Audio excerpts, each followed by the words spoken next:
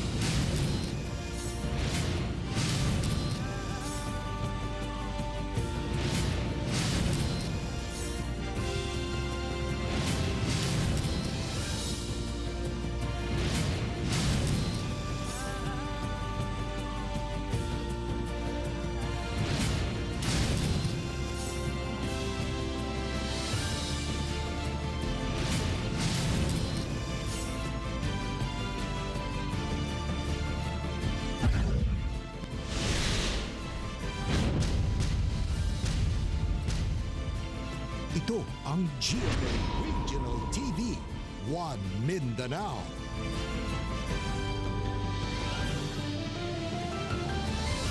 May hapon Mindanao, kini ang GMA Regional TV 1 Mindanao. Hatod namang pinakadagkog, pinakulahing balita sa Mindanao. Ako si Tec Ocampo. Sara Hilomen Velasco. Real Soroche live gikan dinhi sa GMA Davao Complex. Lakip ang Davao City sa magpabilin sa General Community Quarantine base sa bagong quarantine classification. Base sa announcement ni Presidente Rodrigo Duterte, magpabilin sa GCQ ang Davao City sa tibok bulan sa Enero sunod tuig. Gawa sa Davao City, GCQ gihapon ang Metro Manila, Lanao del Sur, Lanao del Norte, Batangas, Iloilo City, Tacloban City ug Iligan City. Nabalik sab sa GCQ ang Santiago City ug Isabela Province. Samtang ang Cebu Province ug ubang pang lugar nga wala ma-mention ibutang sa MGCQ sugod January 1. Hinoon, pwede man daw kuno moapila ang mga LGU sa mong classification.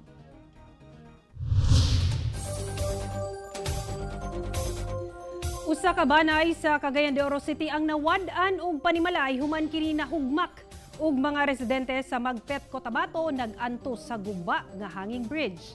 Ang detalye atong saron sa live report ni Cyril Chavez. Cyril.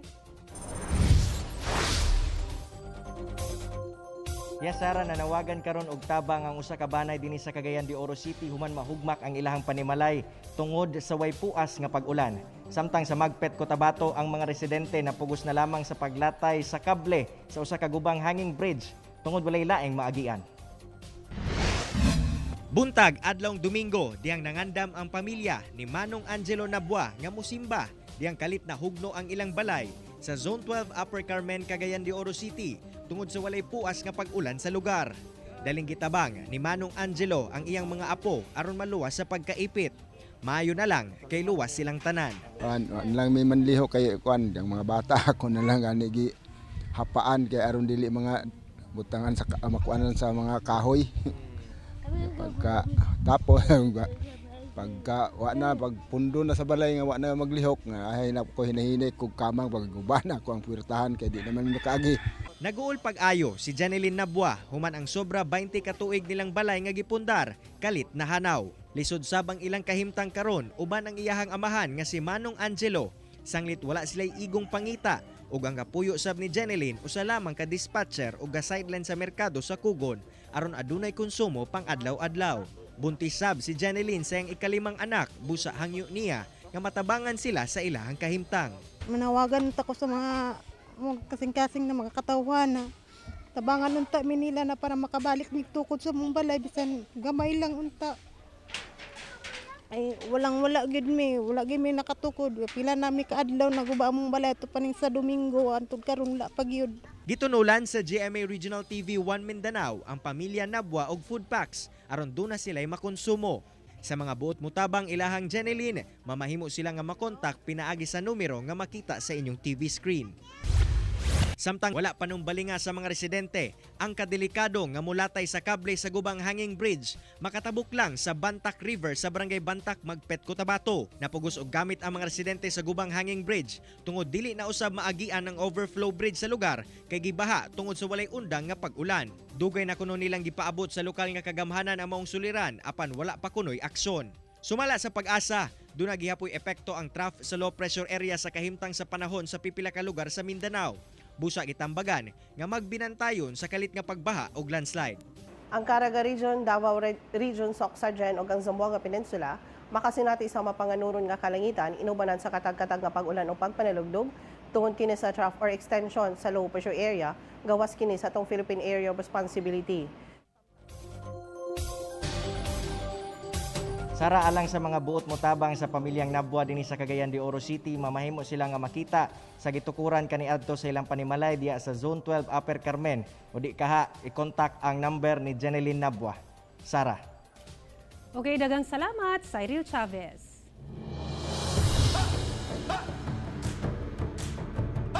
Usa ka negosyante sa Zamboanga City, gipusil, patay.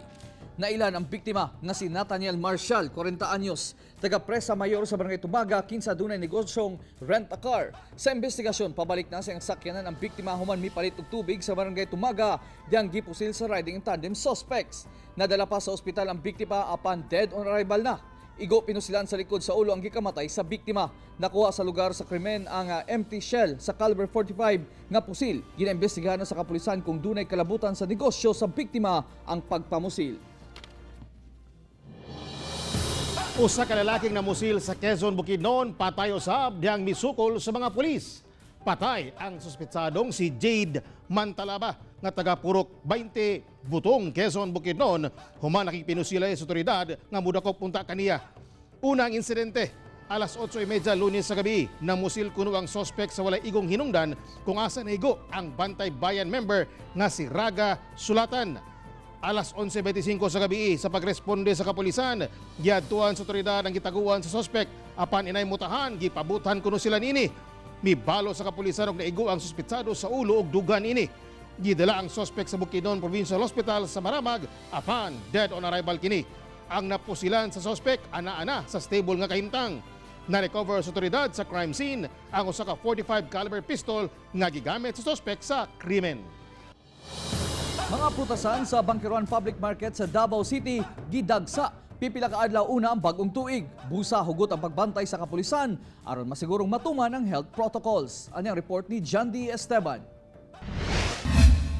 Nagsugod na sa pagdagsa ang mga tao dinhi sa prutasan sa Bangkiruhan Public Market sa Davao City. Sagad kanila mamalit og mga lingin nga prutas nga giingong pangpaswerte karong pasulod na ang bagong tuig. Usa kanila sinorhata kinsa gikan pa og Bansalan, Davao del Sur. Kapin 10,000 pesos ang gikumpra niya nga prutas kay gawa sa i-display sa lamesa ato sa medianoche, ibaligya usab niya kini. Sayo siya nga mipalit kay mas mumahal na kini samtang nakaduol ang bagong tuig.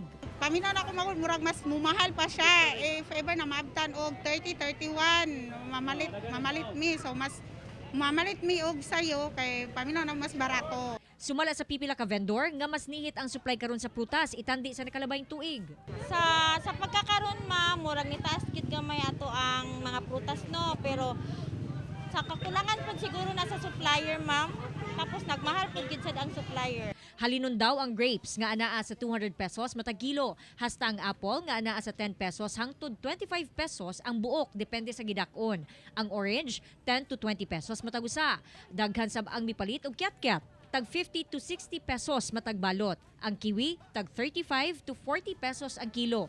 Daghan sab ang namalit og watermelon. Ang presyo medyo taas gamay, gamay lang ang diferensya, peso go to 5 pesos lang ang ano. So pila naman iyan ang presyo ron? So ang karon na 18, na 15, depende according to the size. Per kilo. Hinuon nakadeploy ang kapulisan aron magbantay kung matuman ba ang health protocols batok COVID-19, ilabi na ang social distancing. Ang ato ang hangyo diha nga siguruhon gihapon nila nga mismo sila dili sila dito mo violate sa ato ang mga ginapatuman nga executive order kay ano man kaning magtapok ang mga tao tungod ba sa ilang baligya. So sila mismo dapat mo mutabang sa mua sa kapulisan nga i-implementa ng social distancing. Kauban si Melchor Awing sa kamera. Ako si John D. S. Esteban para sa One Mindanao.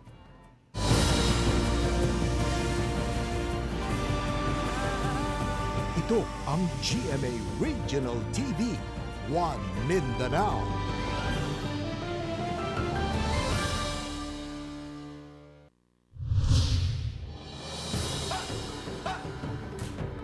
Pila ka adlaw na lang unang bagong tuig, nagpabiling pang zero firecracker-related injuries ang tibok Region 9. Nagpasalamat ang Department of Health Region 9 sa mga nagkariang munisipalidad ug syudad sa rehiyon nga nagpatuman og ordinansa kontra pabuto. Kining usa sa mga hinungdang zero injuries sa pabuto ang rehiyon. Nang hinaot karon ang Department of Health Region 9 nga magpadayon nga walay masamdan sa pabuto gikan karon hangtod sa bagong tuig. Labi na kay nakatutok sila sa mga kaso sa COVID-19. Gawa sa walay nasamdan sa pabuto, menos usab kaayo ang basura sa kadalanan ug polusyon sa kinaiyahan. Risk nila for contaminating yung COVID sa mga hospitals, and also we don't want that our health workers will also be overburdened already, kasi they are having a close watch on our COVID-19 in this pandemic. Laing biktima na usab ang gipusil patay sa riding in tandem criminal sa General Santos City. Ulayng biktima kanhi priso nga bag-uhay pa lang nakagawas sa prisohan. Si Cyril Chavez alang sa dugang detalye. Nadugangan na usab karon ang biktima sa pagpamusil patay sa General Santos City nga miabot na sa karong bulan sa Disyembre. Ulaying biktima ang kaning piniriso nga giilang si Hernando Alibangbang Artigo, 53 anyos, residente sa Promised Land 2, Barangay Mabuhay, Jensan. Sumala si kapulisan, kalit nga gipusil ang biktima bandang alas 6:30 sa gabi. Samtang nagbaktas kini aron unta mopalit og sudan doon lamang sa ilang balay. Kalit kuno kining giduol sa duha ka lalaki, dayong pusil sa biktima, puntirya mismo ang ulo. Gilayong misibat ang mga sospek sakay sa usa ka motorsiklo. Nasayran nga niadto lamang December 22, 2020. Nakagawas sa prisuhan ang biktima nga may kasong droga. Sa pikas bahin, arestado ang laing notado kunong drug pusher sa General Santos City sa gikasang drug bypass operation kagahapon sa buntag sa National Highway sa Barangay Labangal. Ang sospek nga usa ka tricycle driver na ilang si Saidon Datukan, residente sa Barangay Labangal, General Santos City. Nakuha sa sospek ang usa ka gamay nga pakete nga may sulod nga gituwa ang shabu. Lakip ang mark money nga 500 pesos. Totoo yan sa iyo. Parang gano'n na lang sir. Parang guys. Kasong pagsupak sa RA 9165 ang atubangon sa sospek nga anaa na karon sa mabugnaw nga prisuhan sa Police Station 2. Ako, si Cyril Chavez para sa One Mindanao. Ginganla ni President Rodrigo Duterte ang mga congressman nga nalambigit sa korupsyon sa DPWH. Atong sayron ang detalye niini sa live report ni John D. Esteban. John D. Real base kini sa listahan sa Presidential Anti-Corruption Commission kon PACC. Pero sumala ni Presidente Rodrigo Duterte nga wala daw kini nagpasabot nga guilty na ang mga nalakip nga kongresista. Gianunsyo ni Presidente Rodrigo Duterte kagabi nga 8 ka congressman ang nalambigit sa pagpangurakot sa Department of Public Works and Highways o DPWH. Base sa listahan sa Presidential Anti-Corruption Commission kon PACC, nalakip dinhi si Misamis Occidental 2nd District Representative Henry Waminal. Congressman Henry Waminal allegedly owned a construction company, HSO Construction Corporation, its name, and has several construction projects in Misamis Occidental. Apan sa statement ni Congressman Waminal, nasubo siya nga nalakip ang iyang ngalan sa report. Apan abli man daw siya sa investigasyon labot niini. Gumikan suportado daw niya ang anti-graft campaign sa presidente. Gipasabot usab niya nga gibaligyan na usab daw niya ang iyang shares sa HSO Construction subay sa balaod una siya nahimong congressman. Gawas kang Waminal, lakip sab sa listahan sa giingong nalambigit sa DPWH corrupt activities. Sila Occidental Mindoro Representative Josephine Sato, Quezon City Representative Alfred Vargas, Isabela Representative Alisa Shinatan, Northern Samar Representative Paul Daza, Quezon Representative Angelina Tan, ACT CIS Party List Representative Eric Yap ug Bataan Representative Geraldine Roman. Apan sumala sa Pangulo nga wala man daw kini nagpasabot nga guilty na ang mga nasangpit nga opisyales. I just want to assure everybody that yung pagbasa sa pangalan ninyo is not a condemnation or an indictment that you are guilty of something. In the same manner that I would tell the people that do not take it as a gospel truth na totoo talaga to. Lumabas lang ito sa investigation ng PAC. Samtang ang DPWH Region 11 miingon nga transparent daw sila sa ilahang mga proyekto ug dunay mga inisyatibo sa pagbatok sa korupsyon. Sama na lamang sa PCMA or Project and Contract Management Application. We have also set up a system that requires audit in all technical processes sa atong mga projects. Nag-require po ta og geotag photos para sa monitoring sa atong mga proyekto before project implementation, upon mobilization, monthly progress ug ang completion. Giinganlan usab ni Presidente Duterte ang mga district engineers nga nalambigit sa korupsyon. Tungod niini, magpahigayon o reshuffling ang Pangulo sa mga district engineers sa DPWH nationwide. Real. Okay, daghang salamat, John D. Esteban.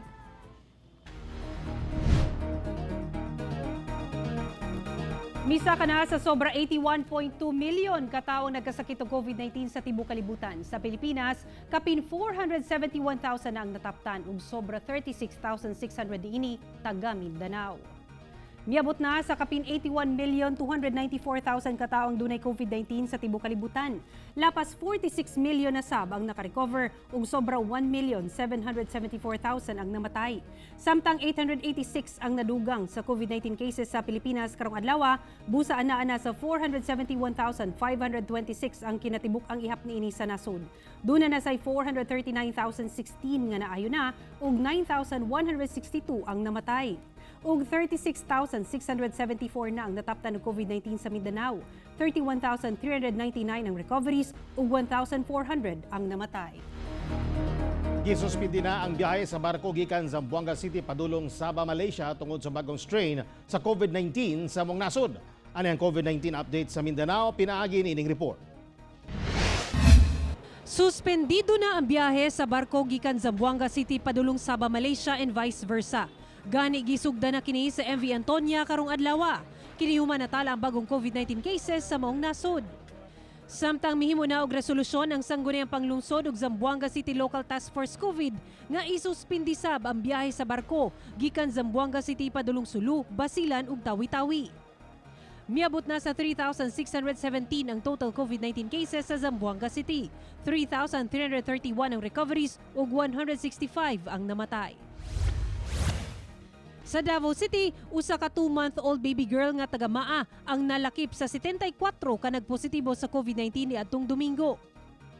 Hinuno sa ka 2-month-old baby girl nga taga Saksa ug 6-month-old baby boy nga taga Panakan ang nalakip sa 70 nga nakarecover na sa COVID-19. Samtang Davao City ang dunay pinakadaghang kaso sa COVID-19 nga natala sa DOH kagahapon nga anaa sa 60. Misa ka na sa 8,592 ang confirmed COVID-19 cases sa Davao City. 6,847 ang recoveries ug 388 ang namatay. Sa Cagayan de Oro City, usa ka 24 anyos nga lalaking taga Carmen ang nalakip sa unom ka nagpositibo sa COVID-19. Usa siya ka nurse sa COVID Referral Hospital ug na-expose sa igsuon niini nga nagpositibo na sa sakit. Ana sa 2,865 ang kumpirmadong kaso sa COVID-19 sa Cagayan de Oro City. 2,414 ang nakarecover na ug 94 ang namatay. Sa General Santos City, nagpositibo sa COVID-19 ang usa ka magbanay nga gilangkuban sa 36 anyos nga pulis, 31 anyos nga asawa niini ug 6 anyos nga anak nga babay ug 1-year-old nga lalaki. Dunay 1,361 ka kumpirmadong kaso sa COVID-19 sa General Santos City. 1,220 ang naayo na ug 58 ang namatay. Ako si Sarah Hilomen Velasco para sa One Mindanao.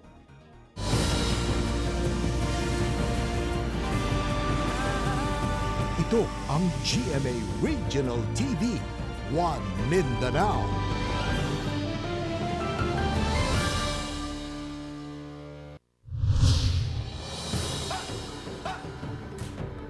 Paaway sa damang og iligal nga sabong o tari-tari gironda sa kapulisan sa Surigao City. Anyang report ni R. Gil Relator. Gidakop sa kapulisan sila si Jovi Rasunabe ug Philip Elmosora human nasakpang nagpaaway og damang o Spider Derby sa sitio Anton, Barangay Ipil sa Surigao City. Nakadagan ang ubang mga nagsugal sa maong paaway ug damang. Nakuha gikan sa mga dinakpan ang 570 pesos nga kwartang gipangpusta ug 8 ka box nga dunay sulod nga 63 kabuhing damang. Samtang 3 ka lalaki ang arestado usab human gironda sa kapulisan ang tari-tari o illegal sabong sa sitio Tagbangkaan, Barangay Orok, Surigao City. Giila ang mga dinakpan nga sila si Rogelio Banasya, William Lopez ug Luvido Lanote. Naka-eskapo ang ubang mga kaubanan sa mga dinakpan. Na-recover sa otoridad ang 1,000 pesos nga pangpusta, 6 ka manok pang sabong, 2 ka tari ug mga tsinelas sa mga sabongerong nakadagan. Pagsupak sa Presidential Decree No. 1602 o uban pang balaod nga may kalabutan sa health and safety protocol ang atubangon sa mga dinakpan. Ako si R. Gil Relator para sa One Mindanao. Subling nagpahinumdum ang Davao City Police Office nga epektibo gihapon ang curfew ug liquor ban sa pagsugat sa bagong tuig. Gipay magnuan sa DCPO ang mga Davaoenyo nga epektibo gihapon ang liquor ban ug curfew hangtod matapos ang tuig 2020. But pasabot niini bawal gihapon mamaligya ug mag-inom sa mga pampublikong lugar ug ang curfew nga magsugod alas 9 sa gabi ginapatuman gihapon. Matapos lang ang mga kamanduan pagtungtong sa alas 12:01 sa tuig 2021. Apan kining tanan magdepende kung doon na bay bag-ong kamanduan nga ipagawas ang Davao City LGU. Executive order po natin dyan sa curfew is until December 31, 2020. So, ibig sabihin, from 9 to 12, may curfew tayo sa ganyang panahon. Dungayog pagsabot ang City Local Environment and Natural Resources Office Conclendro sa Cagayan de Oro City nganong dugay makuha ang mga basura sa hilit nga mga barangay sa syudad. Dugang detalye sa report ni Cyril Chavez. Sukad Biyernes pa kuno sa milabay nga semana kining mga basura nga natambak sa Zone 10 Upper Carmen, Cagayan de Oro City ug hangtod karon wala pa makuha sa mga mangolekta og basura. Sigun pa ni Roy Frasco, usa sa mga residente sa lugar, nga nabalaka sila sa posibleng epekto sa pagkatambak sa basura sa ilahang panlawas. Labi pa nga aduna na matud pa kini dili maayong baho. Busa ang hangyo nila sa kagamhanan nga makuha na kini. Gusto nga among basura diri nga makuha unta kay nanay karon nga nakita mo siguro sa mga katawan diri nga nagtipok ba. O di bali kay basin sa panahon pod. May kay balo pod og anong wala sa ninakuha. Sa bahin sa City Local Environment and Natural Resources Office Conclenro, aminado sila nga adunay delay nga nahitabo sa pagkolekta sa basura sa dakbayan, labi na sa mga hilit ug suok nga barangay. Usa matud pa sa mga rason kay naglisod og sulod ang mga garbage truck sa sanitary landfill tungod sa lapok nga epekto sa sagunson nga pag-ulan nga nasinati sa dakbayan. Magulat ta kung nay advisory labi na kung mag-ingon ang barangay kay kami sa coordinate mi sa mga barangay sa resumption sa collection.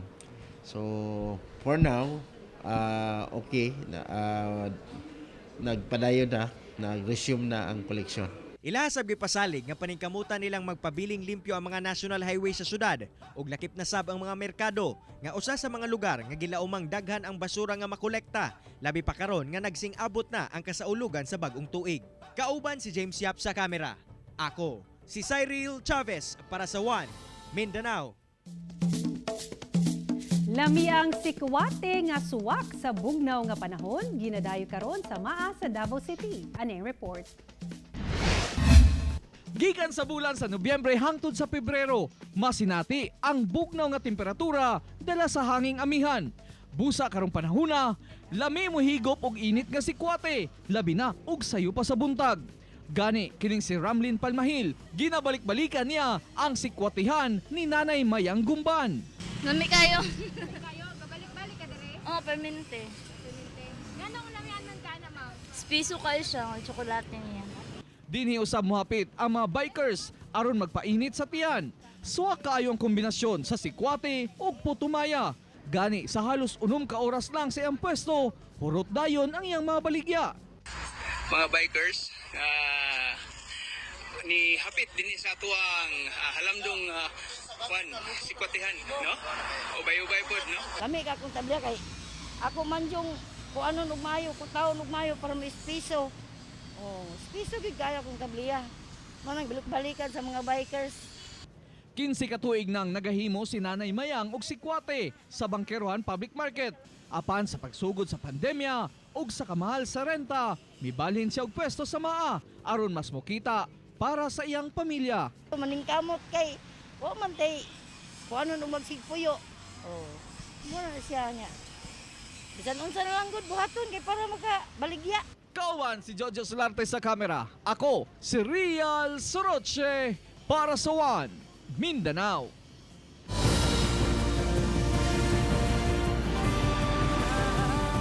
Ito ang GMA Regional TV, One Mindanao.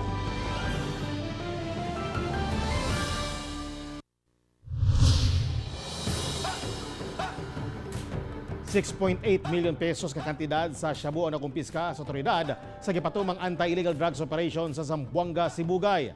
Subay sa operasyon kontra droga, nadakpan ang negosyanteng si Crimalde Tarawi. Kauban sila Al-Bashir Masihul ug Bashir Alano sa barangay Lumbog, Imelda, Zamboanga, Sibugay, Domingo sa hapon. Big time kuno ang mga sospek sa pagbaligyag illegal nga droga.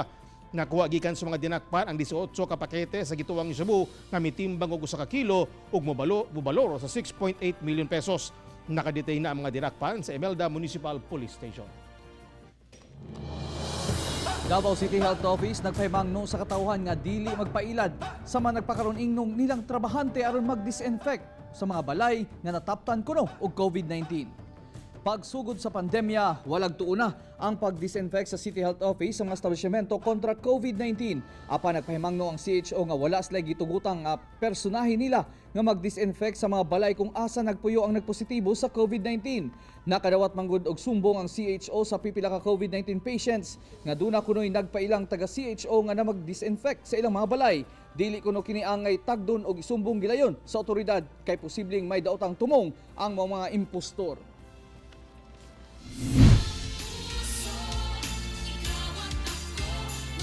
Giawhag sa DOH ug ni Davao City Mayor Inday Sara Duterte ang mga Davaoenyo nga likayan una ang paggamit og turotot sa pagsugat sa bagong tuig aron malikay sa pagtinakdanay sa COVID-19. Ani ang detalye. Kung sa milabay tuig, naglaray na sa mga nagunang kadalanan sa Davao City ang mga manindahay og turotot nga mo'y gamitong pagsaba-saba sa pagsugat sa bagong tuig. Karon, mingaw na.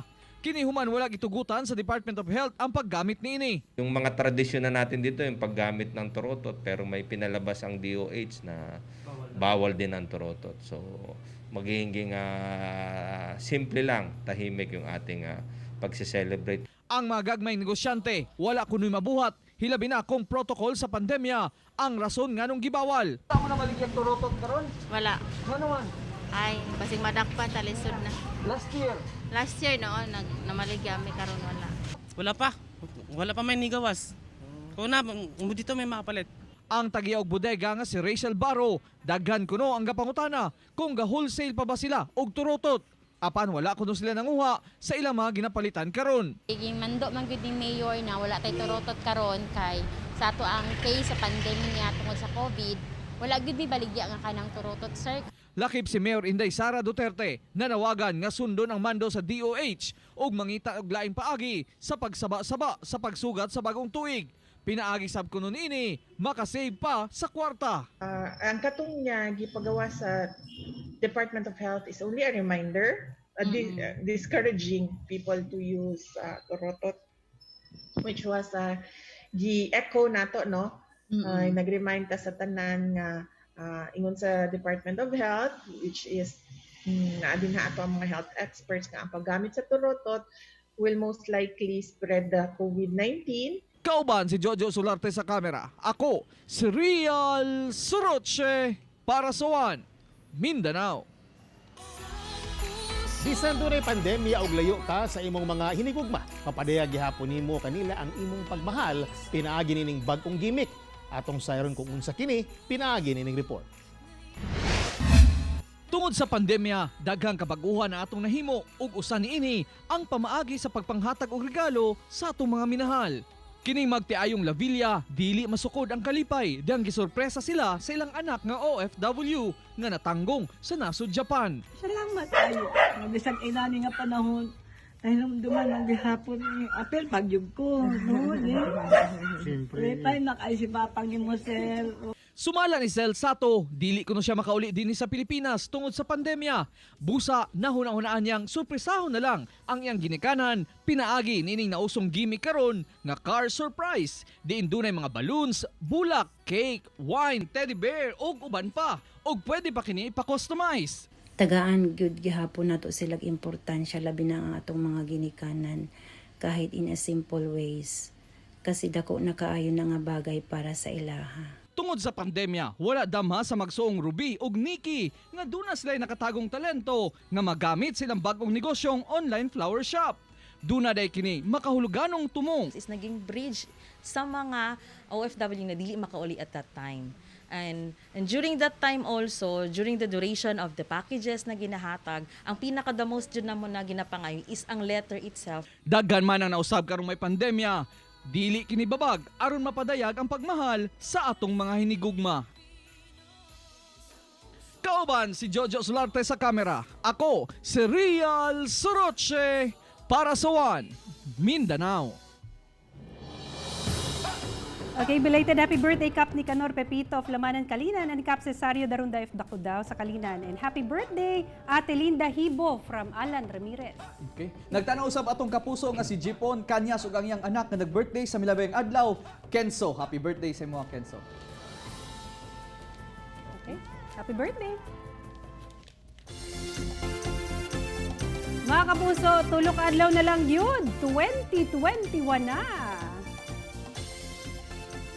Mga kapuso, way puas ang among paghatod og balita. Bisitahin www.gmaregionaltv.com ug mag-subscribe sa official YouTube channel sa GMA Regional TV.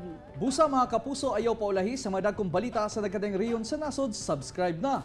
Ug mao kato ang maulahing balita sa Mindanao karong adlaw. Ako si Real Soroche. Daghang salamat sa inyong kanunay nga pag-uban kanamo matag adlaw. Ako si Sara Hilomen Velasco. Tungod mga balita sa atong palibot, importante alang kanamo. Kini ang GMA Regional TV 1 Mindanao. Teko Campo, buong puso para sa Pilipino.